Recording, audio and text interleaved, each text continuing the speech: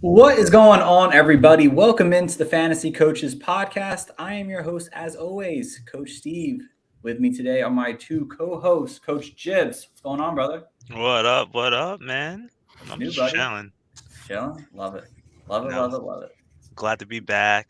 It's tax season, guys. File your taxes. Couple weeks left. Just a notice. Just giving a nice little PSA. But besides that, how we doing, John? I'm good. I actually did my taxes yesterday, so I'm a little fried in the brain, but I feel good. I'm like accomplished. I got everything done, so I All feel I'm right. ahead of the game.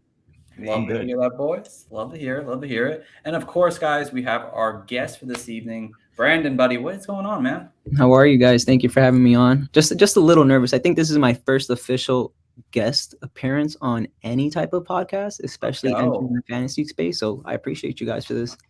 Yeah, no Let's problem, get bro. it. Welcome. Definitely, Appreciate it. definitely. So before we do get started, let everyone kind of know what you do within the fantasy community. So, like, if you just a quick life story about me. So I graduated in 2019 from FIU. Let me take the rest of the year off. Obviously, we all know what happened in 2020. No sports, no nothing. So I'm just like I'm kind of stuck in it. I'm a server right now. Then came 2021. I got a gig with Fansided for NFL Spin Zone, just writing for them there. And then eventually I met Nathan from idpguys.org, and he just basically told me, like, if you're willing to write, you could come along. So now I'm writing for them, and I'm writing for Fansided, and I'm pretty much just trying to interact with anybody. I'm not these type of guys that, like, I won't respond to anyone. I'll respond to an account with one follower, and I'll respond to an account with 100,000 followers. We're all trying to grow at the end of the day. We all started at that one follower and nobody knew us. So, we just got to keep on going. Life's a grind at the end of the day. That is true. I'm pretty sure I was our first follower. So, uh, yeah, but no, that's awesome, bro. Definitely love that vibe out of you. I know we're all like that here. I don't think anyone here would not talk to anybody, no matter how big or small the account is. So, I Mhm. love that. But I do have to ask you one question though. Do you play a lot of IDP then? If you're with the To IDP be boys? honest, I've never played any IDP. I didn't. I reached out You're to not Nathan listening. because I remember Nathan, like, he had posted a screenshot, like someone was clowning him because of how much he was paying his writers, and I just, like, kind of felt bad, so I reached out to him, like, just giving him words of advice and like trying to cheer him up and stuff because he looked kind of like down. And then eventually I just applied, and he read all my art. He read a couple articles that I sent through. He said they were dope, but I've never played in IDP leagues. I was in one IDP league, and like we were drafting, and like probably like in round 20, the guy just deleted the league and disappeared off the face of the earth like the Avatar. So Oh since my then, I have not god. been in the IDP league. But they seem fun though. But I feel like that's just a whole different type of animal. It sure Yeah. is. We were actually just talking about, I think, before you got on that it's not for the average user. So, but there are some people who love it. I'm not one, but there are people who love it. So, all right. So let's get into the main talk of the day, guys. Obviously, we're finishing our Dynasty Rewind series here. We've gone through all the divisions besides the South. Uh, Maybe one day we'll get back to them. But today is the NFC West, guys. We're going to go through at least three teams. We probably won't really get to the Seahawks just because we've talked about the Seahawks so much with their trades and everything like that. I feel like we've kind of done enough with them. But the other three divisions, there's a lot of great fantasy opportunity there for us to talk about today. So let us get the slides going today. And obviously, the fantasy news. We're going to start from this here. There's some things, not a lot of crazy things here, but just want to name some of the basic ones, and we'll get into the more juicier ones. So, obviously, James Washington signs with the Cowboys. Laquan Treadwell signs with the Jacksonville Jaguars. Jeff Wilson re-signs with the 49ers. Demarcus Robinson signs with the Raiders, and Traquan Smith re-signs with the Saints. But there are three in here that I'd like to go over and talk a little bit more in depth about. And first one, Brandon, I'm going to let you have this one here. Leonard Fournette re-signs with Tampa, 3 years, $24 million. Now, is Leonard Fournette, he's a little bit older, but does he have RB1 potential as long as Brady is there over the next couple As long seasons? as Brady's there, that's all that matters. As long as number 12, there's no coincidence he finished as an RB1 with TB playing quarterback. As long as Lenny's there, I'm drafting him. I wouldn't be surprised if he goes in the first round this year.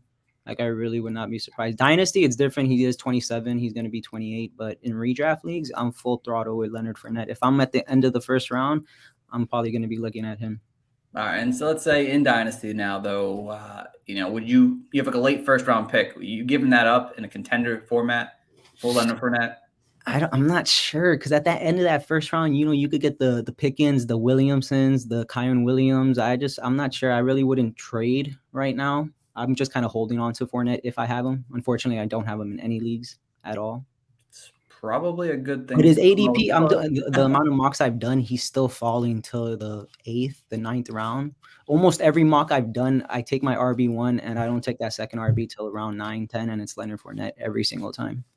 If I'm not mistaken, I believe I'm in a startup right now, of course, guys, and I'm pretty sure he's still there. Maybe not. No, he went in a couple rounds before, but he's still definitely a player that has potentials, like Brandon said, as long as Tom Brady is there, because of his, obviously, without Ronald Jones now, and we'll talk about him in a second, he's going to have full command of this offense, whether it's on the ground or in the air. And clearly, especially in the red zone, they do like to use him a lot there. So definitely an interesting signing to have him be back with the Bucks, because he almost went to the Patriots at one point. He went for a visit, and he was, and then Tom Brady was like, no, you got to bring him back. Come on, bring him back. Let's not do this. So good for Leonard Fournette. But John, man, his partner in crime last year, Ronald Jones, which may be more of a Batman Robin thing as of last year, but now Ronald Jones signs with the Kansas City Chiefs on a 1-year deal. What does that do for Ronald Jones, and does that really badly affect Clyde Edwards-Helaire? I think it does. I think it does affect Clyde Edwards-Helaire. Ronald Jones, in terms of like a real football signing, this was a great signing for Kansas City.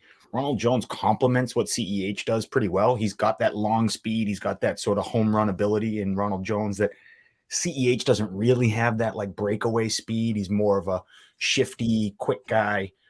So to pair the two is awesome. I think it's going to be great, but it's going to be a pain for fantasy. They're both going to eat into each other's work. They're both going to vulture each other's touchdowns.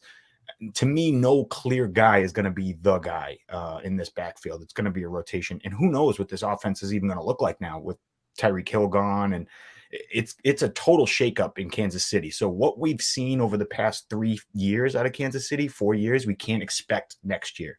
We have to expect something totally different. And I think that it's going to involve Ronald Jones. And also the fact that it's a 1-year deal means Ronald Jones is planning to re-hit the market once the salary cap goes way up again next year, which it's going to do, which everyone kind of knows about it. He did exactly what DJ Chark did, which was, let's do a 1-year deal, prove that I'm healthy, prove that I'm a good starter quality, and then hit the market next year and hopefully get a big payday. Ronald Jones is still a young guy. He's still a super young guy. So I think this is a good signing for Ronald, and I think this is a great signing for Kansas City. I think this is a good team. But for fantasy, it's a bit of a downer, bit of a bummer. Who would you take right now? Straight up, either Ronald Jones or Clyde. Straight up, I think, and this is going to sound weird, I've always been a Ronald Jones believer. I like the talent. I like that ability to, every time he can touch the ball, he can make one cut and break a huge play. That's important for fantasy. So I think that's kind of what I look for. CEH is great. It could be a good volume play and be plenty, but I want the guy who's going to break off an 80-yard score every once in a while. That to me is more important. No, definitely. And it's definitely someone who's had 1,000 all-purpose yards multiple times in his short career. And I believe he is only 25 years old. So even with a next year offseason going into 26, there's opportunity for Ronald Jones to reestablish himself as a running back that we have all, of course, loved his talent over the years. So, yeah, definitely a good signing. We'll see how the backfield turns out, but definitely a good signing. Now, Mr. Gibbs, my friend, you're up. MVS, man, is he going to play week 1 and just dominate and continue to dominate over the next 3 seasons with Kansas City? Or how do you feel about MVS with Patrick Mahomes now? Same way I feel about Juju. I don't know.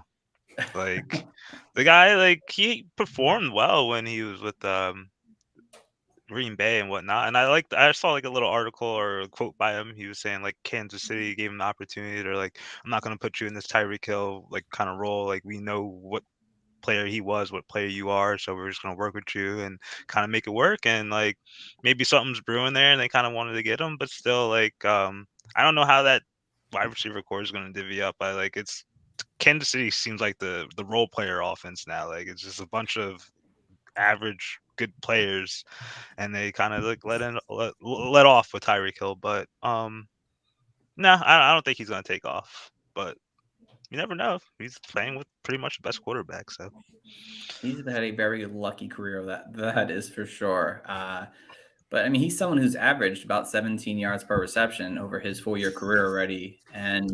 But yeah, he's been inconsistent. He really has been inconsistent. Someone who hasn't really been a consistent fantasy option. And I think once maybe week 1 goes and maybe he goes off for a nice long touchdown, it'd probably be a good time to sell because I think people still have that taste of MVS as an inconsistent fantasy owner right now, player, not owner. So definitely good for them. Obviously, they wanted to bring somebody in who has veteran experience, but we'll like Jim said, I don't know. We'll see kind of how MVS kind of goes moving forward, but it's definitely be a good time to sell. What'd you say? Sammy Watkins Jr. Sammy Watkins. That's it. I was literally going to say that. He's going to go crazy week and disappear. Exactly. So the highest he's finished in his career is wide receiver 56, and that's with Aaron Rodgers. I'm a Packers fan. I have no hope for MVS at all. From the moment, I think it was 2 years ago, Devontae missed the Eagles game. Aaron targeted MVS about like 3 times.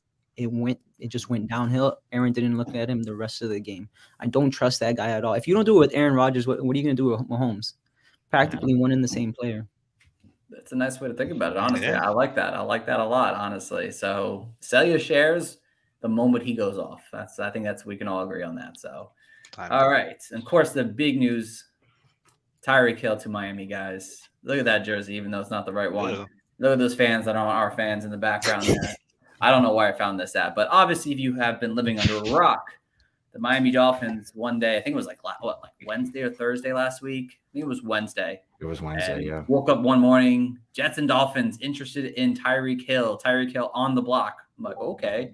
And by 4:00 that day, he was a Miami Dolphin for a first, second, and fourth this year, and a fourth and sixth this year. Brandon, how does this impact Kansas City? I'm finally getting to see. I mean, everybody's gonna get to see what this contract is starting to kick in with Mahomes, the contract of gold, and now he's not gonna be able to have these star receivers. Tyreek Hill, we all know what he could do. Now it's Travis Kelce, who's 33 years old, and like we said, it's Juju, 25, and then MVS, that's a lost cause. So I just really want to see what Mahomes is gonna make out of this because he doesn't have his weapon that he could just fly it to. Yes, he has MVS, but MVS is not no Tyreek Hill running a 4-3 at all. So I'm just really ready to see how Andy Reid adapts to this, not having that playmaker in Tyreek Hill. If he's going to try to make MVS that, I don't think it's going to work. So I just really don't see how this is going to work. I don't think the Chiefs are the best team in the AFC West anymore. I give that to number 10 and Mr. Justin Herbert. But yeah, it's just intriguing to see because this has been such a vital part of the offense, just like J-Bat said earlier. What are we going to see now with Patrick Mahomes? What is he going to make of these players? Is he going to do the Tom Brady that he could just turn these random receivers into stars? Or is this dynasty, was it just a quick little 3-year fling? We'll soon find out this season. So definitely interesting. John, on your side here, how does this impact the Dolphins overall? I mean, I think they instantly go into, one of the better pass catching groups in the league now. I mean, instantly with Waddle and Tyreek Hill, you have two of the most dynamic pass catchers. So you add Mike Gesicki, you still got Devontae Parker floating around. I mean, I like this offense. So now the only thing holding this team back is Tua. And you have to ask yourself, and this is what the Dolphins are going to do all season is just evaluate Tua Tagovailoa and see what they got in that quarterback. And if he is anything, and if he is a top 5, if he is a top tier talent, it will show. It will show this year. And if it doesn't show, there's no excuse. He's got an offensive coach that's very, scheme oriented and puts players in the right position. He's got 2 dynamic playmakers, and he's got every excuse in the book to not do well. So I want to see Tua perform and Tua perform to a great level. But I think sky's the limits for Miami's offense. If that's the only thing, that's the only question mark you have is Tua. And I personally am a Tua believer. So I think this Miami offense is going to look fun. It sucks as a Patriots fan, but I think it's going to be fun to watch this Miami offense. You, man. Yeah, it sucks as a Patriots fan. I'm not happy staring down the barrel of my division anymore. Looking at, but it's been a while that we've been, sort of 2 decades, man. It's been a while, so I'm okay. I'm totally okay, but I don't think we're clearly not the first or even second best team in the league in the division anymore. So I think that is the Bills and Miami are clear front runners now. I have that recorded now, so all right, Coach Jibs, my friend. These they're top 4 players now at this point. How do you view these guys like Kelce, Juju, Tyreek, and Waddle now? Like how would you rank them now moving forward? Like in Dynasty or just like in Dynasty? Yeah, sure. I'm still gonna go Hill. I don't know. It's weird because they're on the same. Hill, Waddle, Kelsey, and then Juju. Has Waddle's and Tyreek Hill's value kind of become closer together now than it was before for you? Or has Waddle kind of dropped down because of Tyreek? You could say the same thing for Tyreek Hill. Just leaving Patrick Mahomes, his price could have dropped right there. And obviously with the addition, you would think just a slight drop, but still the guy's young. He was a draft pick last year. People want the house for him still. Like they're not going to give him up for peanuts. That's what I'm saying. That is true. I've seen people panic on everyone so far, and I feel like everyone needs to reevaluate the player that they're selling very quickly, because I see people throwing away Tyreek Hill for nothing. I see people throwing away Waddle now because of nothing. People obviously shooting the moon for Kelsey, which makes sense. People are shooting the moon for Juju, which it still doesn't make sense because we just don't know. And I think people need to understand that Juju himself, we don't know what we're going to get with Juju. We don't know if they're going to draft a wide receiver or not and kind of make him go down. So he might spend more time with Jackson Mahomes than Patrick Mahomes. That's. And the one thing I will say about Tua is if Coach McDaniel and Shanahan can make Jimmy G look good, I believe in Tua. Being a South Florida native maybe has a soft spot for the Dolphins, but I just believe in Tua. He's one of the most accurate college quarterbacks ever. I believe PFF had him ranked second last year behind Justin Herbert when it comes to accuracy. And Tyreek Hill and Jalen Waddle, they just get the ball in their hands. They do everything else. Give them a 5-yard little pass. Tyreek Hill will take it to the house. Same thing with Waddle. Just give them a chance and just give Tua a chance. I just feel like a lot of this goes for basketball and NFL, anything. I just feel like there's certain young players that go crazy their rookie year or their second year, so they expect all these other young guys to go crazy. Now you see Patrick Mahomes go crazy with 5,000 yards and 50 touchdowns his first year starting. So now they're thinking all these quarterbacks coming out, they're still giving up on Trevor Lawrence. Like Peyton Manning didn't throw 33 interceptions his rookie year. You get me? I just feel like we give up on players too quickly and we just don't have enough patience, especially in Dynasty. That's a great point. I agree with you 110%. I just go back to Mel Kiper's book. John Elway hit, Payne hit, Andrew Luck. I promise you, Andrew Luck would have hit, but the Colts didn't want to protect him. And the fourth guy is Trevor Lawrence. He's gonna hit. I know he's gonna hit. That luscious blonde hair, bro. He's gonna hit. He gotta hit. He just has to hit. He just has to hit. Like he just has all the tools. I always tell my co-host, like, if you beat Alabama, you're the truth. If you literally beat Alabama in college, you're the truth. Watson, Cam Newton, Trevor Lawrence. If you beat Alabama and Saban in college, chances are you're a good football player. All right. I like it. And I just want to go back to Miami real quick again, because everyone is trashing Tua on Twitter every which way. I feel so bad for the kid, man. It's just like they're showing all the things where, like, what we saw last year with Joe Burrow, or like when he had no line, he threw it. And then we had a line, he didn't throw it. That whole thing again is basically just the same thing. And they're going to make this offense be completely different. It's not going to be Kansas City's offense. They're not going to have Tyreek Hill throw the ball. They're not going to have Tyreek Hill running just straight nines all the time. That's not going to happen consistently. They're going to find ways to make these players do what they do best and get into open space and use their speed to beat you. And they're going to work that with Tua's ability. I think he can make it as easy as possible for Tua. Like, exactly. And in college, he was actually his senior year compared to Herbert and Burrows. He actually threw the highest yards per target in college his last year. So there's no say that he can't. He just hasn't been able to do it with the weapons around. His throwing motion's a little awky, but like he gets those throws done. I just don't get the hate, but everybody has to find a scapegoat to ridicule. Of course, and that's kind of how the NFL is. And right now it's Tua for Miami. So, yeah, hopefully Tua can kind of get things going this year. So, all right, guys, that's the end of the news segment for the night. And let's head over to the first division here, the Cardinals. And there's a lot of players to talk about. And we're going to talk about Rondale Moore first, because I feel like not enough people are talking about him. Maybe they should be, but maybe they shouldn't be. So, Brian, I'm going to let you go first. Rondale Moore here. How do you feel about Rondale Moore moving forward now? Looking at those numbers, it makes me sad, but no AJ Green. Larry Fitzgerald's been retired. DeAndre Hopkins is obviously nuke, so it's like, why not Rondale Moore? It might be a nice dart throw. He has wide receiver 2 potential. I can't even read off his numbers because last year it was abysmal. But yeah, he came out of Baylor. He's a quick, fast, quirky guy. And I just feel like why not just give him a chance? It's him and DeAndre Hopkins, and that's it, and Kyler Murray and James Conner. So I feel like, they're going to start getting him more involved. There were so many pass catchers last season that he really couldn't do much with the ball. So I think this is it though. If he doesn't do anything this year, then I have all hope lost for him. And maybe it might be me talking it because I have him in a dynasty league. Gotta have high hopes for my guys. No, believe me, I get it. I mean, he looks like a player that you could work with so well in offense, and he's so electric that something could be there, but we have to wait to see on that. But John, how about you? How do you feel about Rondale Moore right now? I'm actually not that high on Rondale Moore, but I'm also weird because I'm not very high on Kyler Murray in terms of being able to spread a ball around this offense. I think Kyler Murray gets very hyper targeted on one guy in a game. It'll be Nuke Hopkins. It'll be a James Conner game. It might be Rondale Moore, Zach Ertz, whoever, and when he gets in trouble, when his first or second read is gone, he just tucks it and runs. He doesn't scramble and look for an open guy.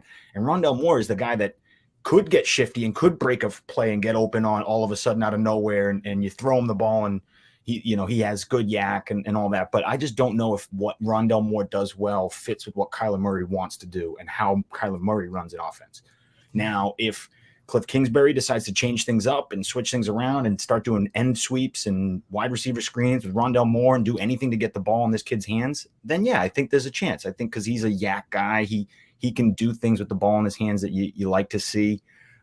They gave him some carries, so you hope maybe that continues with the departure of Chase Edmonds. But I don't know if Rondale Moore is ever going to be a fantasy superstar. I think he just is a team's Swiss Army knife. I think he's a team's gadget player, which is good for the NFL and good for a team, but I don't know if he's ever really going to be a fantasy difference maker. Okay. I like that. I'm on the same page kind of with you guys on his abilities right now, but Coach Gibbs right now, like, how do you feel about him? Is he someone like, let's say, a second round pick? Would you be buying or selling him for a second round pick right now? A second round pick. I think I'll buy on for the second round pick actually, because you don't know what you're gonna get in the second round most of the drafts, especially if it's like a mid to late second round pick of this year. And Rondale Moore, sure, like every point that everyone said so far, I agree with. Like, I don't think I think his cap maybe be like a wide receiver 2, like the best he could get throughout his career is gonna be like a wide receiver 2. He ain't gonna be wide receiver 1, but like I'm definitely intrigued on maybe he'll have a year 2 jump, maybe have like a expanded route tree, maybe like you said, Coach Kingsbury gets some more involved, or we don't know what AJ Green's gonna do. I know Kirk's gone and Hopkins is Hopkins. Like I know the he's walking 12 targets and 8 catches, so like James Conner will get some. Like Rondale Moore's gonna be that short area target. I think they'll utilize him some way somehow, but there's a road for opportunity in 2022 for him, I would say. I think opportunity is definitely the key factor here, is that if they actually give him that opportunity. You saw at the end of last year, he kind of saw his opportunity kind of fall off by the end of the season here. And if he goes into the season as the wide receiver 2, then there's potential. But if he doesn't, if someone else beats him out for that number 2 spot, I feel like you're just not going to get what you want out of Rondale Moore. He's going to be, like John said, that gadget player at that time frame where he's not going to be a weekly contributor. He's going to have those spurts where he's really good. So we'll see. We'll see what he's able to do, and hopefully more opportunity next year. Okay, John, you're up first here. Kyler Murray, you already mentioned you weren't too high on Kyler Murray, so you get the first dib at Kyler now. I listen, I think Kyler's great. I don't want to sit here and say like Kyler's not good for fantasy. I think he's good for fantasy, because he does run a lot. He's super dynamic in the red zone. He'll tuck in a lot of touchdowns. So he will have, he'll have good fantasy days. But to me, to get to that, Patrick Mahomes, Josh Allen, superstar level, you got to keep up that consistency for 18 games. You got to keep it up for a while. I think he has the potential to have a game like that, a couple games like that, but to have a whole season like that is just, I don't know with Kyler. I think he's just might be that next tier down. He might be in the more, he might be closer to, Jalen Hurts than he is Lamar Jackson, and that's just real. And that's not saying anything about Kyler Murray other than he might be quarterback 8, 9, not quarterback 4 or 5 that we all love to think that he is. He might be closer to, this quarterback 8, 9, 10. And that's just my opinion on Kyler. I think he's still a 1, but he's just a lower end 1 to me. This top 5 hype that Kyler gets and got, I think is just starting to fade. In my opinion, it's just starting to fade. I don't see it as a top 5 guy anymore. All right. I like the talk there on that. And there's definitely, obviously, a lot of reasons on that, especially this offseason here where, we're dealing with a lot of his off the field issues and situations. But, Jibs, has that kind of turned you off on a guy like Kyler Murray just from that? Or has the play really – or how do you feel about Kyler Murray? Maybe you don't hate him. Or not just hate him, but like the slight stigma attached to him in the offseason, that doesn't bother me at all. I still value him as I kind of did last year. I think he's a top tier quarterback. Like, he's not going to be the elite category, in my opinion. Like, I'm going back to the old school way of mine. Like, I want the passing yardage first, and then you give me the rushing yards after. That's why it makes Josh Allen so good. Like, he gets passing yards and he does the rushing. Like, Lamar Jackson, like John said, like, he's up there too, but like, I kind of rather would have Jackson over Murray as well. So like, he's still in the discussion, but can he last? That's the whole thing. And you say the same thing about Lamar Jackson as well, but like, he hasn't shown that at the last 2 years. Like, he could like last. He just misses time at the most important portions of the season, and then as soon as he comes back from injury, he kind of seems like he's lackluster, in my opinion. So that kind of worries me, but still, like, he's a great asset to have in Dynasty. Like, don't get me wrong. All right. And Brandon, my friend, where are you at on Kyler Murray? Are you someone who's, buying in the low right now because of everything that's going on? Or are you trying to sell off him being a top 5 guy right now? I think Kyler Murray annoys me. He annoys me so much because it's like he's so lethal, but like watching he'll take off and he'll get hit and he's always limping. Like, I know it's not me. I know he's always limping. And he's so small. He's like 5'10", but he's a crazy fantasy guy. Mm-hmm. He was number 3 in fantasy points per drop back, I believe. I think the past 2 years he was top 5 in points per game when it comes to quarterbacks. He's lethal, but it's like how J-Bat said, he'll have those inconsistent games. He can't do an Allen or a Mahomes of straight 30-point games. He was around QB6, I think, halfway through the season last year, and then the injury happened, and then he came back. I had him in a league in ESPN, and he would drop like 18 points, 20 points. It got to a point where someone dropped Jalen Hurts, and I benched Kyler, and I was rocking with Hurts the rest of the year. It's just like it's just an awkward situation. It's like when you look at a quarterback and you could just tell what he's going to give you, but with Kyler, it's like you were the number one pick in your draft class, but it's like you're a question mark still to this day. And it's not like he's bad. It's just like when it comes to a fantasy perspective, I need you going crazy every single week, especially if I'm taking you number 3, number 4, number 5. Now in all these startups, he's not going before Burrow. He's not going before Herbert. He's probably the 5th quarterback now taken. I've seen Lamar. I'm taking Lamar over him every single day. Broward County native. I'm taking Action Jackson all day, every day. And I also would say it's the size too. Being 5'10", it kind of scares me. Mm-hmm. Getting hit a lot. I'm not even 5'10". I'd be scared to get hit.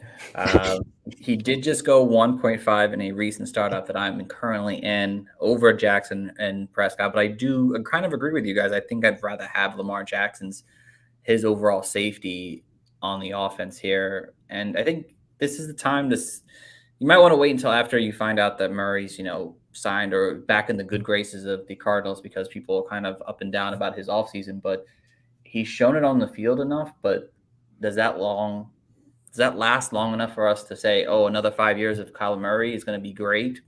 You just don't know yet. And I think if you can find an owner who wants to buy into his hype, I'd be selling off right now. I mean, you can see the numbers. He's been good, but does that last long term? That's the biggest issue, I think, for me too. So we'll see how Kyler Murray goes. All right, Coach Jibbs, DeAndre Hopkins, one of your favorite players, man. I know you love DeAndre Hopkins. I do. DeAndre Hopkins, is there still something in the tank for you for Hopkins? Can he still rebound and be an elite fantasy player? I think he has a couple more years in the tank. I'll say 2 at the minimum, 3 at the max. The guy's a baller, and as long as Kyler Murray's there, as long as Cliff Kingsbury's there and he's healthy, I think those 3 are going to put on a performance. So like, I don't think like he's going to be left with abysmal production by all means, but I know it's going to decline with his age and injuries could occur. But if in 2022, if Kyler and Hopkins both play, I'll say 15 out of 17 games or something like that, the combination of both of them, I think DeAndre Hopkins would be a top 7 in scoring at the end of the year. And I don't see him being top 15. I could see him being like around like top 15-ish in a 3-year span. So I'm still on DeAndre Hopkins. All right. If you're all right. selling him, sell him to me. I'll give you a young player. I had him in more leagues. I will balance you, man. Brandon, how about you? How do you feel about Hopkins? Does the age concern you a lot? We know in Dynasty, yeah, it's a pretty big thing, but how concerning is I mean, his I age? want to say the first orphan I joined, I did a bad trade, like a bad trade. I traded Hopkins and Adams for Juju, Mike Evans, and the 6th pick in the first round. I just got into Dynasty. I thought I did something, but just looking back, I'm like, I don't think this was a good trade at all. But yeah, I love DeAndre Hopkins. He's been top 5 since he came into the league in points per game. He averages 2.34 points every single time. That's number 7 when it comes to receivers, every single play. And it's like the age doesn't really bother me because DeAndre Hopkins has never been a fast receiver. He's more of a route runner. He's just going to bully you and body you. So that the speed has nothing to do with it. It's just this is kind of the first real injury that he's had in his career. So it kind of scares me. But at the same time, I'm at his ADP right now going and I'm drafting DeAndre Hopkins in the 6th and the 7th round when this is literally one of, if not the best receiver of his generation right next to Julio. So I'm buying DeAndre Hopkins all day, every day. At only 29 years old, I still think he got like maybe like 2, 3, 4 years.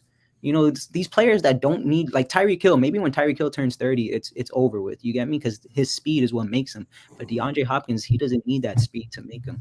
He's just going to make you look silly. You saw what he did to D'Angelo Hall years ago. Broke that man's ankles in practice. I love it. I love it. And finally, Coach John, my friend, how are you on Hopkins? Like, does like a late first offer, does that do anything for you as a contending trying to get Hopkins on your team, or are you just not trying to get a player like that? I actually would, it's funny. I would try and, if a contending team is someone like Hopkins, is exactly who I would target.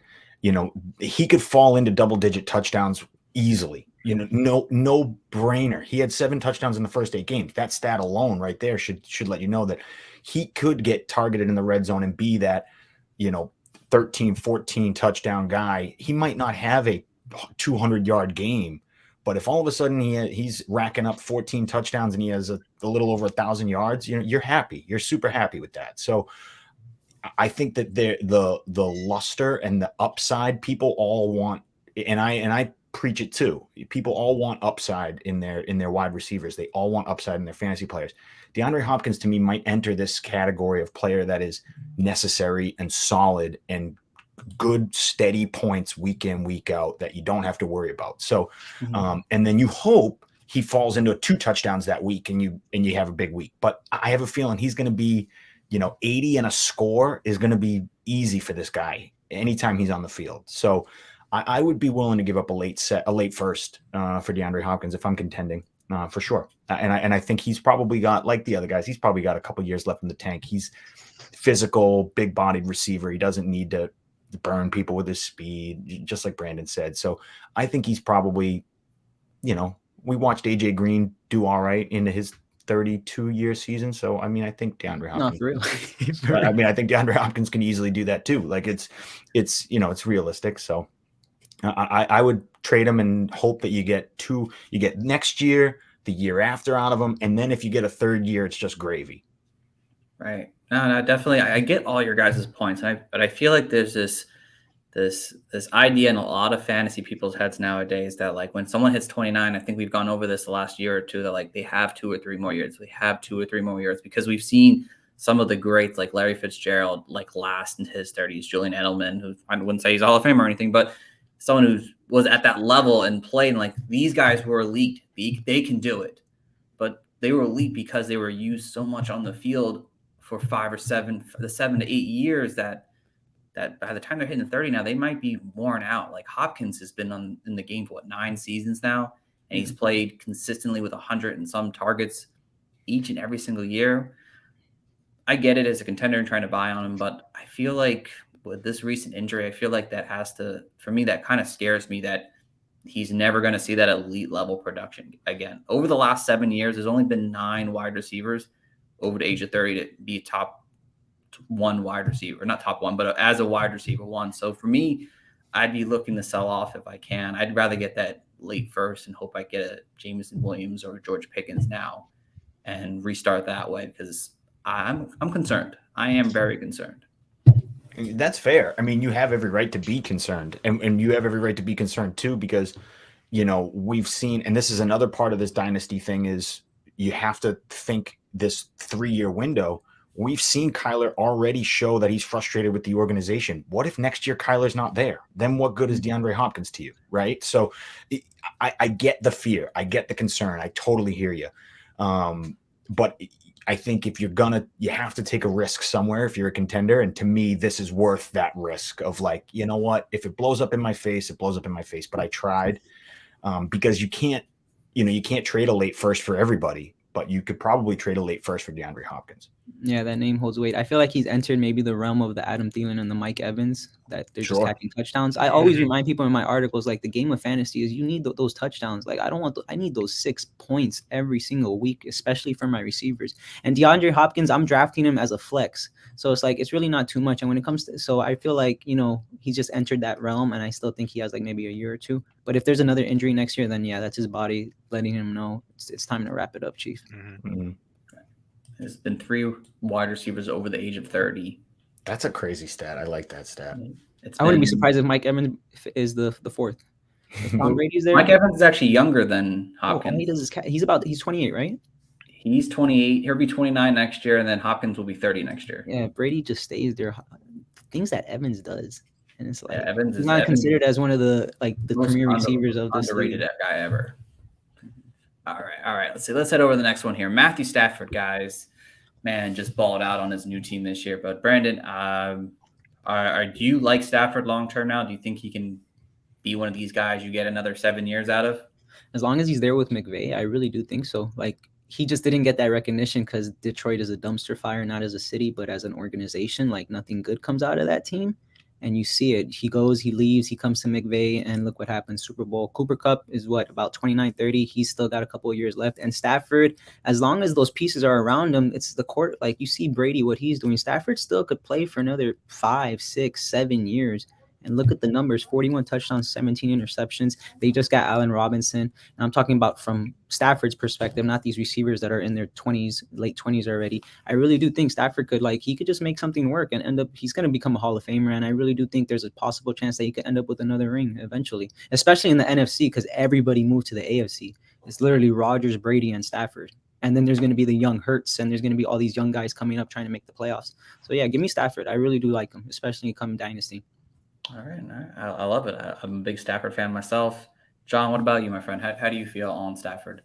I like him. I'm with Brandon. I like him as a player, but I'm kind of off for fantasy because to me, you're paying a premium for a guy who is what he is. Matt Stafford is still the same guy as he was in Detroit. He's just on a better team in a championship caliber organization, but he still turned the ball over a lot. He still, threw the ball in places that you didn't want to see. He'd have, bad drives. It was still Matt Stafford at the end of the day. Now he won a championship, and now he's with arguably one of the better teams we've seen in the past decade. And so I think that sort of skews people's opinion of Matt Stafford, but Matt Stafford in a vacuum is still just a decent, low end quarterback one with upside. What we saw here, this quarterback 5 finish with 41 touchdowns, that's his absolute ceiling to me. Yeah. Like what we saw if you can get that Matt Stafford for the next 3 years, if you could guarantee me that, then yeah, obviously I'm going to trade for him, but I don't even think you can sustain that level of Matt Stafford over the next couple of years. I just don't think you can. I think,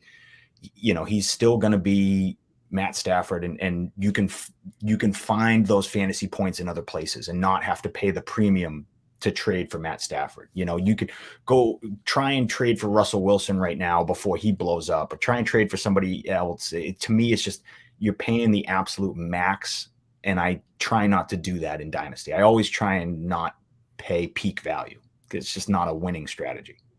Definitely don't want to be paying that peak value for sure. I get it. Coach Jibs, my friend, how are you on Stafford right now? I like him. I'm not going to go out my way and get him either. But, dude, literally, I'd rather go get one of the young cats if I can, if I'm going to pay that price, to be totally honest. Like, I'll move an arm and leg to do that rather than get 34-year-old Stafford. And, yeah, the grass is green on that side, boy. Like, that Rams are running like your favorite Madden franchise. You're just basically trading all your draft picks. You putting mad talent on your roster, and it's going to be good for Matt Stafford. Like John, you made a good point. Like there's going to be turnovers. There's going to be games where he's absolute dog poo, and we understand that. And there's going to be some games where he's just going to come back, put him on their back, and he's going to have 4 touchdowns and look like the god of LA. But for me, I'm neutral on Matt Stafford. I'm definitely not going to go out and get him, but he's definitely set up for a fantastic season. Yeah, I think there was that one stretch where he had like back-to-back games where he threw a pick 6, and it was just very frustrating for It was like 5 interceptions. Yeah. So yeah, and he's like, you guys kind of mentioned everything possible about him. I mean, he's going to be a solid quarterback, but could you get peak value for him by selling him? Probably. Could you, hold on to him and just ride him out? Yeah, sure. So it just depends on what you want to get out of him as a player, but he's going to provide you a solid low-end QB1 numbers moving forward, at least for the time being, with McVay there. All right. Over to the RBs now, John. How do you feel about this backfield now? Oh boy, it's hard. I don't know what to think of this backfield. I think that I love the talent of Darrell Henderson. I love the talent of Cam Akers. I really do. I think they're both great backs. We watched Darrell Henderson do a lot given the opportunity. I don't think the Rams are just going to brush that away now that Cam Akers is healthy and say, oh, you're back to your backup role. I just don't think that's going to happen. I think he showed enough that he warrants a place in this offense. Now, how big of a place is that is a different question. So I think the idea that Cam Akers is going to be this 3-down workhorse, top 5 back, probably not going to happen. I think this is going to be probably a committee. The question is just how big is this committee? I'm still drafting Cam Akers over Darrell Henderson, but I think Darrell Henderson is a great late round, throw in target, grab him and see what you got. Maybe you got a flex play out of it. So there's going to be plenty of touchdowns to go around. There's going to be plenty of offense to go around for both of these guys. And that's what I like in my fantasy running backs. I like when they're on high-powered offenses because they just get more opportunity. So they'll probably be in winning games. They'll probably be chugging away at the clock and doing all that stuff. So I like both of them. But I just don't know if I like Cam Akers to the level of consensus. I think I just have a little bit more realistic expectations of Cam Akers going into next year. That's a nice segment to Coach Gibbs here now. Coach Gibbs, would you rather take Akers at his value or Henderson at his value? I'm taking Henderson. Why Henderson?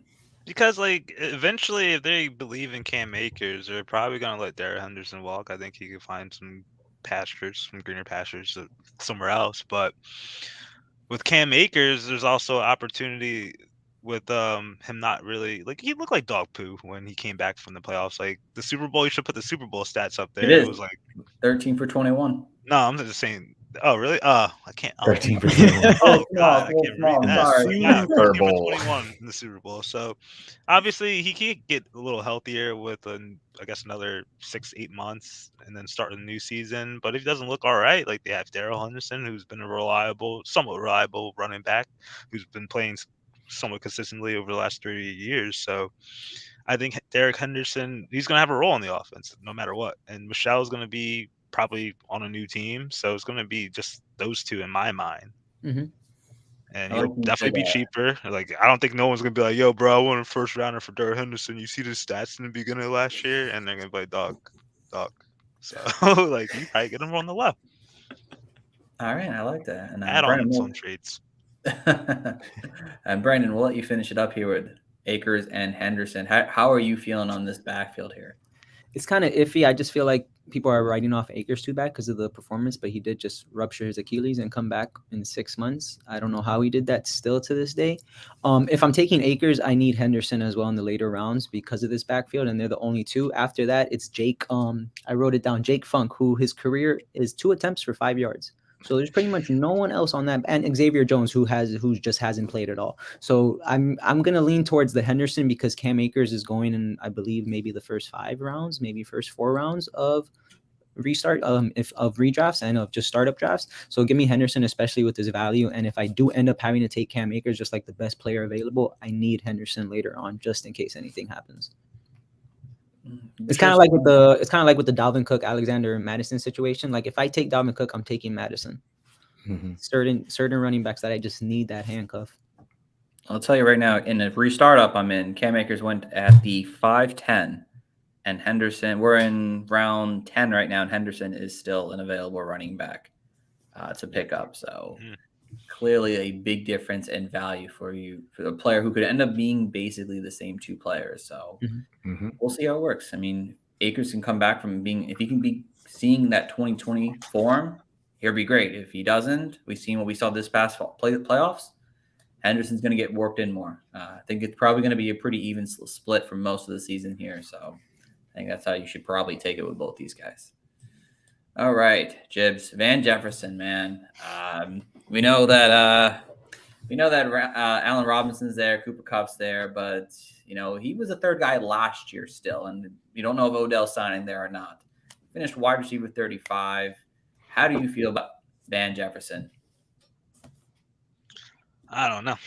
I don't really feel great about him. I still think even if Odell doesn't sign there, I think they'll get another receiver somewhat just to kind of stir the pot a little. But Van Jefferson would have some opportunity ahead of him if Odell doesn't go back to the Rams. But other than that, I just still don't want the third option on this offense. I don't think there's enough there in the fantasy perspective to get you anywhere. So he's kind of a no for me. All right. I don't hate it. Mr. Brandon, how do you feel about Van Jefferson, my friend?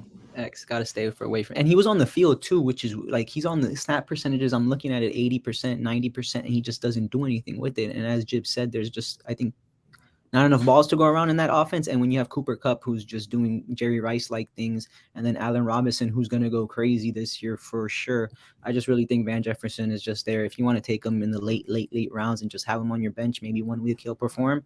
But there was a point in time where I was betting his under for like 4 straight weeks because the man just, like, he was just there, but he's just running. I need that cardio. Go home, come back, get some more cardio. Go straight. All right, Coach John, my friend. It seems like these two are kind of on the offside of Van Jefferson, but wide receiver 36, 800 yards. Yeah, I mean, listen, I think he's a deep threat. I think he's a big play waiting to happen, which for fantasy is fun and we certainly like. But like the other two said, like Jibbs and Brandon said, I don't know if the consistency is ever going to be there that you're going to want to start him weekly. It's interesting. He's a great best ball target to me. He's a great DFS target for me. If anything ever happened to Allen Robinson, I think he's super interesting. But as it constitutes now, he's just going to be that, boomer bust, deep threat. He might get a big play here or there, might splash every once in a while, but the consistency is just not there enough for me to want to play him weekly. His overall finish, his end-of-year finish might be pretty nice. Like he finished wide receiver 35. His stats are nice. 800 yards, 6 touchdowns. Like that's decent stuff. But if you look at the weekly per week, to me, it's more difficult to decide when you're going to start him. And that's really the worst part about fantasy sometimes is you're playing this game of like, do I start him this week? Do I start him next week? When do you, and then he ends up going off while he's on your bench, or he puts up a goose while he's in your lineup. And it's like these players can just be so frustrating. That's the worst type of anxiety. Oh, it's so frustrating. Go crazy on the bench. Just keep going crazy, bro. Keep going crazy. I hate those type of players, just on and off. He was on the field for 96% of the snaps and had 1.1 points. Yeah. See, like that, you can't live off of that. So, I'm with the boys here. I think he's an awesome best ball target. I think he's great for maybe some, you want to throw him in some DFS lineups and hopefully you catch fire, then that's fun. But in season long formats, I think it's a little bit more difficult. It's a little bit more difficult for me to really buy in. But Dynasty, this is, if we're taking a Dynasty approach to it, I'm throwing late seconds out to see if someone will give me Van Jefferson for a late second, and I'll just sit on him. And then who knows how long Allen Robinson's going to be there? Who knows what they do with Odell Beckham Jr., all that different stuff. So in the Dynasty perspective, you look at that 3-year window. I think Van Jefferson is a good talent. I think he's a great talented player. So I'm throwing late seconds around, early thirds around, just see if I can get him on my roster. Right. I mean, he's, I think, 25. He's playing with people who are 28 plus in age. around him. So he might have the most longevity on this team here. So, Mm-hmm. All right, over to the 49ers here. And Mr. Trey Lance, even though there's been rumors out there that even the 49ers organization isn't completely sold on him. Brandon, how are you feeling about Trey Lance's value right now? Jimmy G has not been traded, and you don't understand how nervous I am. Because last week, no, I believe it was 2 weeks ago, I did a startup. Trey Lance, I think I took him at 111, and then right after I took Kyle Pitts. So, I have Trey Lance, Kyle Pitts, and he still hasn't been traded. And it's just like, it's blowing my mind because you traded up to number 3 to get him. Jimmy G is not a good quarterback. Like he's just not. I am sorry for the Jimmy G truthers out there. He's not a good quarterback. You drafted Trey Lance number 3 for a reason. You saw what he did in the 2 games and the 3 games he's played. So what's taking so long to just give him the keys? You got all those weapons around him. You got the running game. He has the rushing upside. Besides Hurts and Lamar, he's probably going to be the next best rusher alongside K1 as well. So I just don't understand what's taking so long. But Trey Lance, I'm all for. I'm holding right now. I'm hoping for the best. If they keep Jimmy G and he plays, I guess I'm going to win 1 game in that league. But we'll see what happens. Guess we'll see for sure. Coach John, my friend, how are you feeling on Trey Lance's right now future? So, I'm going to start this by saying I am not a talent evaluator by any stretch of the imagination, but I'm just not. So I don't know why Trey Lance is not beating out Jimmy Garoppolo. I don't know why Trey Lance has not won that job yet. There's clearly something in the building that they don't trust Trey Lance to go over to take this job over. They've seen him in practice. They've done enough. Maybe, I agree with you. They've invested a lot of capital into this. So it's strange to me that they haven't done this yet. They haven't made this transition. So that to me, when there's smoke, there's fire. So something's up there that they're really doing this.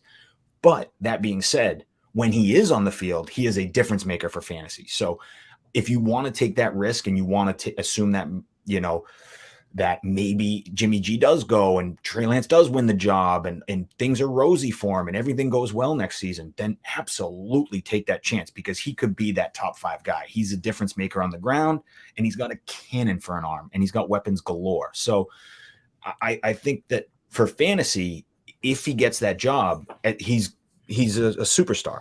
The problem is, why hasn't he gotten that job yet? And that's the only thing that's kind of like, what's going on there? Like, why haven't the 49ers? They invested 4 first-round picks, the 3 that they traded, and then the one that they used to get him. So 4 first-round picks on this kid. So they know something's up. Or there's no reason why you wouldn't give him the keys to this job, as Brandon said. So it's just interesting to me. It's just, and out of everybody in his quarterback class, I believe, correct me if I'm wrong, he probably has the best talent around him. So it's like, he's into the position, and it's just like something's up there. Yeah, and the whole attitude of like, well, let's treat him like Mahomes. He'll sit behind Jimmy G for a year, and then we'll unleash him next year. It's like, okay, well, now's your chance to trade away Jimmy G and unleash him. What are you doing? You're watching guys like Matt Ryan get dealt, and all these different things, and Carson Wentz get dealt, and it's like, you were just in an NFC championship game with this guy. You're telling me you can't trade him for something? So it's a weird scenario. It's just a weird scenario in the 49ers. So I'm off because I just think that there's something going on there. I think there's something going on with Trey Lance. Not going to say he's a bust. I'm not going to say that he's no good. I'm just think the organization doesn't want to give him the job for some reason, which is weird.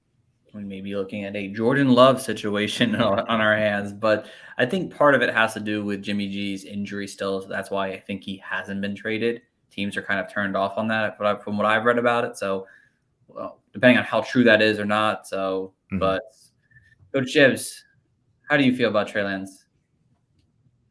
Like a boat in a sea storm. Like Hurricane Jamie's just raining all over his parade, unfortunately, and it's just misfortunate because, like you said, Jimmy G's hurt. Teams don't really want to trade for him, and they just missed out on this huge window where you've seen like 7 quarterbacks go to different teams, and they're just sitting there like left out, like, oh my god, like, and they had like some bites in the beginning. If I think the Colts wanted their in on them, but it just kind of sucks. And I think for the 49ers last year, like, they were a playoff team. They were fighting to get in the playoffs. I don't think they're just going to like be 7 or 8 win team and it's like, oh, Trey Lance, here you go, give us to the finish line. That's the only reason why I think they probably didn't go over, give them the reins last year. But It's kind of sucks though because Jimmy G's still there, and like I guess like you never want to risk a guy's injury, but like hopefully for some of you Trey Lance owners, like maybe like injury kind of lays over from training camp, and then you got your starter for week 1. But other than that, like till Jimmy G's off the team, maybe trade deadline, maybe another quarterback goes down throughout the league year next year, like he has to get moved before Trey Lance is anything. And then even if he's a starting quarterback, we still don't know what he is because he only has a couple games under his belt. So we don't know what we're expecting. We get some Skittles or we get some fucking. Sorry. Yeah, I was gonna end it there. Fine. all good. Now, it definitely makes some all great points. It's definitely scary to see. It would be the time to buy him now with everything that's going on. But yeah, it's a big risk either way right now with Trey Lance and that 49ers organization. So, have you seen any Trey Lance trades recently? no, In any of your leagues? I don't think anyone wants to sell him. No one's moving. No, Everyone's everyone's moving. playing hot I potato. contemplated on trying to send him and something else for Trevor, but I was just like, no, let me just hold. I drafted him this high for a reason. That would be an Yeah, I think that's the thing. People drafted him high as number 2 quarterback. No one wants to give him up yet. I took him as my QB1. Like he's going ending of the first round, second round. At the worst, he's going in the second round. Mm-hmm. So everybody's just like, you don't understand. I'm just like, bro, what was the point? Why is Jimmy there? It's a big question mark for sure. All right. Not a big question mark. Well, maybe it is still. Elijah Mitchell kind of came out of nowhere, 6th-round pick, kind of just stole the starting job away from basically the whole team there. And now is the presumed starter next season here now. Coach John, has he done enough to buy your trust? 100%.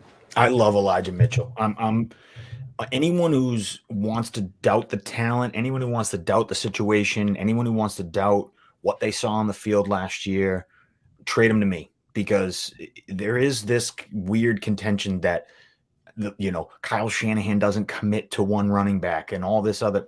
I hear you. I totally get that argument, but I don't think he's had a guy like Elijah Mitchell just fall in his lap. I don't think that's happened. I think he's kind of been dealing with retread on guys like Raheem Mostert and Jeff Wilson and older guys that he's got, or young guys who pop and don't develop into. We watched Elijah Mitchell the whole season keep developing into a different runner. He was dynamic in the first couple weeks, and then all of a sudden got some power, got some speed.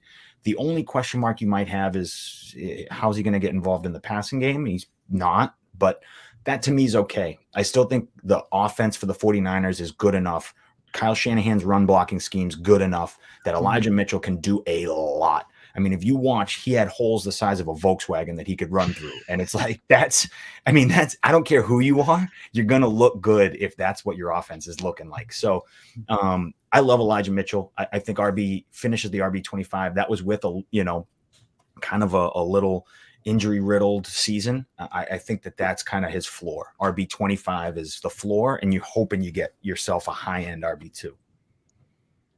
That is a nice way to put it. By the way, guys, you see his passing ability there. He did not have 67 targets or 40-some reception. He had only 20 targets with 19 receptions, just so everyone knows. So if you're viewing this on, I was looking at this. I was like, God, that is wrong completely. His rushing part should be right. Yeah, they're right. It's not right. None of his stats are right, guys. Oh, none of it's right. Oh, no, they're not. So I thought I updated them. I didn't update. I'm pretty sure those are Alvin Kamara stats last year. So yeah, guys. That's Reggie. Coach Jibbs, over to you, my friend. Do you have enough trust in Elijah Mitchell? Yeah, I do have. I trust him. Like the guy ran pretty damn well last year to be a 5th or 6th round rookie, and like I definitely trust his Shanahan scheme. Like I think Jeff Wilson probably could do similar things, but like at the end of the day, it's gonna come down to health. And he had played 11 games last year.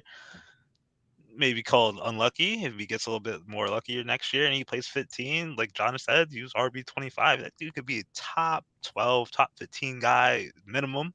The way that he's been running in this Shanahan-led offensive scheme. So Elijah Mitchell, I have a lot of trust for, and he kind of carried some of my fancy redraft teams to playoffs. So he has a soft spot in my heart.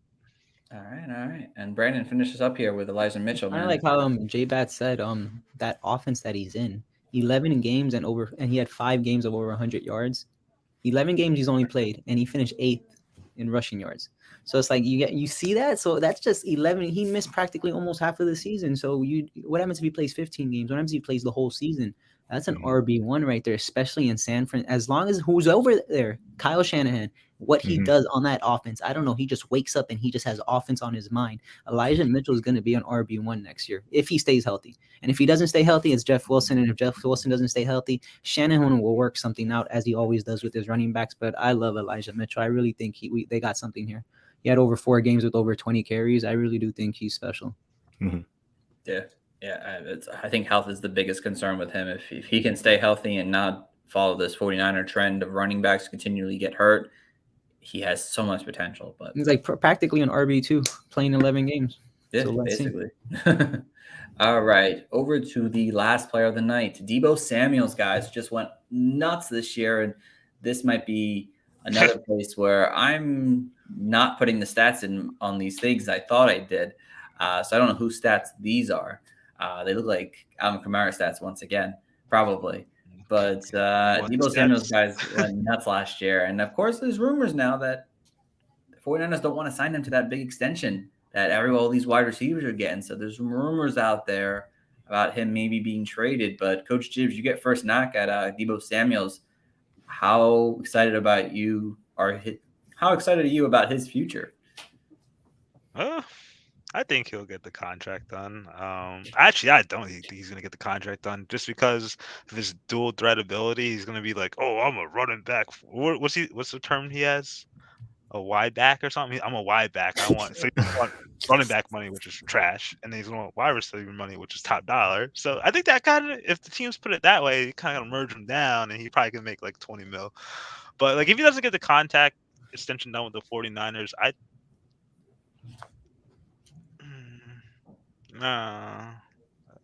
don't want to call him a system player though either. Might be. I'm sorry. Like, it's tough.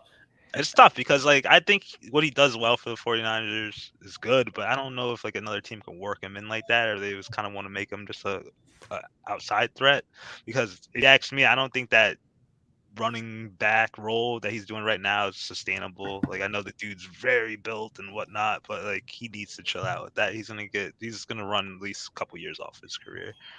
I don't think he'll be playing until he's like 33, 35, you know. Right. If it helps, he did have 800 yards and only 6 carries in the first half of the season. So he has showed potential to be an actual full-time wide receiver, but then the second half came and he had 500 yards, and if I'm not mistaken, 53 carries. So whatever they're doing to him, they're changing his role overall. So it will be interesting. Brandon, how do you feel about Deebo Samuel's? I love me some Deebo. He was the third most. He had the third most total yards, and I like Jib said, it's somewhat the system, but somewhat that he's just a dog. He's 6 feet, but 215 pounds. Like some running backs wish they were that size, but it's like he said, he shouldn't be running the ball like that so consistently because, bro, running backs literally don't last that long for a reason. You're getting hit every single play. But I don't want him to leave San Fran because I feel like he'll go to San Fran and it'll be kind of like a Le'Veon Bell situation that he leaves to just go get money and then he just falls off the face of the earth. No disrespect to Deebo, but I think he should stay in San Fran because Kyle Shanahan, like I've been saying this whole show, he knows what he's doing on offense. And he's going to keep making you look good. And he's going to get you that money and he's going to make you look like one of the best receivers in football for the next 5 years if you stay there. And if he doesn't, I'm buying Brandon Ayuk. All right, I like it. They don't have to pay anybody. They don't pay anyone probably. I'm surprised they paid. Do they even pay Kittle? Does Kittle have like a big contract? Yeah, maybe I don't think they set the market, but I know he's getting paid. Okay. So they pay one player. Has a bag on the team. Coach Sean, finishes up, man. How do you feel about Deebo? I love him. I mean, it's hard to not love him, right? He finished wide receiver 2 behind Cooper Kupp, who had probably the most explosive wide receiver fantasy season we've ever seen. So he's wide receiver 1 most other years. It's just this year happened to be the Cooper Kupp year. I think what we're seeing is it is a scheme, and I'm okay saying that Deebo Samuel is a system scheme player right now. He is just in the perfect system. He is the perfect player for what Kyle Shanahan wants to do. He can run the ball, he can catch the ball, he can yak, he can be downfield, he can do everything. I don't think that if they move him to a different situation, what's going to happen is they're going to try and Mickey Mouse him into a different role and do different things with him, and it's just not going to work the same. Right now, you're catching a great player, a superstar talent in a superstar perfect system. So I think that's what you got to kind of just roll with and expect. Now, if we want to get into contract talk and how to build a roster and all that, I think that they're smart enough to know that Deebo does so much for that offense and changes the way a defense plays you that you have to pay that guy. It's the same thing with Tyreek Hill. Tyreek Hill changes the way a defense plays you. So you have to pay that guy because no matter what, whether he has the ball in his hands or not, it changes the defense. And Deebo, to me, is the same way for different reasons, but the same way, no matter what, whether he has the ball in his hands or not, defenses are like, okay, where's 19? Is he in the backfield? Is he spread out wide? Is he in the slot? Where is he? We got to find him. And that's means a lot to a team. So I think that the 49ers will pay him. I think Kyle Shanahan knows that. I don't know if they're going to reset the market with Deebo Samuel because they're just not known to do that. They're not known to set markets for players. And so if that's what Deebo wants, then it might be hard. But he'll be paid like a top 5 guy when all said and done. Yeah, and I think what he showed us this year, how special of a player he can be.